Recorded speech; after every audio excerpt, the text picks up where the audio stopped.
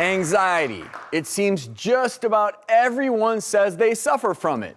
But now the CDC reports that over 4 million children here in the U.S. have been officially diagnosed with it. Childhood anxiety is up, and it's a big concern. Recent stats show 80% of kids with anxiety disorders are not getting treatment for it. Plus, there's been a 17% increase in anxiety diagnoses for kids in the last 10 years, according to the 2018 Children's Mental Health Report. With untreated anxiety leading to other serious conditions, many experts and parents are asking what's behind this rise in anxious children. Joining us today is board-certified child and adolescent psychiatrist Dr. Domenick Sportelli to talk about what is such the Dom is in the house. Oh, it's so good to be here, and it is so important, guys. My private practice is exploding, unfortunately, with kids that are anxious. They're so anxious, these kids, and they all have a common theme. They're all telling me that they feel overwhelmed. Now, these are like the adolescents and high school kids. I feel so overwhelmed, Doc. I just can't do it. I can't do it. And that coincides with a study.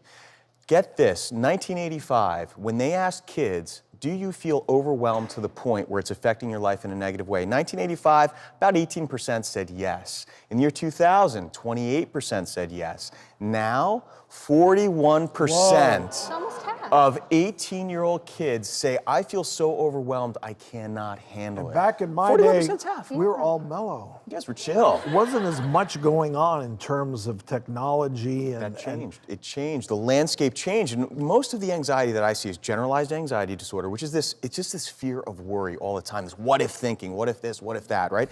I see separation anxiety in the younger kids. They don't want to leave their parents. They're just afraid to be out on their own.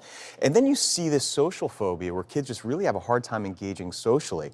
So what we see is, number one, social media. We know there's a link. We've talked about it. The link between social media and anxiety is through the roof, right? That's number one. Number two, the world is a really small place, guys. You can't hide from anything. You open your phone and you see the news, you see the wars, you see the death and destruction, and everything is bad. And it seems so much more immediate. It's immediate. It's close. right there, Yeah. right? So kids can't get away from the news and the media and the social media. And then, super, super important, we live in an incredibly pressured society now. Children's pressure to succeed is higher than ever. Every kid has a tutor. Every kid has a private sports coach. Every kid is, I need to be the best, I need to be the best, I need to be the best.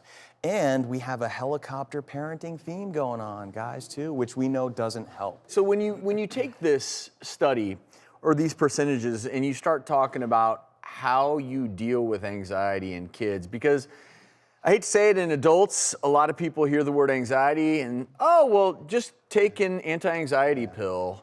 I know, for us, I mean, which is not good necessarily, but do your meditation, do your mindfulness, go to a happy place, all those things, deep breathe. But you tell a kid that, they don't receive it. They don't get it. They don't way. have the insight. And a lot of kids somaticize. And a lot of kids don't even realize that they're anxious. But you know how they present? I have a stomachache.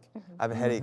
I feel nauseous. I feel dizzy. I don't want to go to school. So kids somaticize their problems. They kind of manifest physically. And that's a red flag for parents, to see that your child might be having an issue and you need to intervene. But guys, here's the good news. The good news is that treating children for anxiety has tremendous results. 70 to 80% will get better with just psychotherapeutic intervention, right? So not even medicines at this rate. Because I mean, I suppose, and I'm anxious to hear, when do you give a child a medication? But if you can avoid that in a developing brain, the plasticity going on and becoming dependent on medications that all have side effects at such an early age, you want to avoid that. Yeah, and I agree.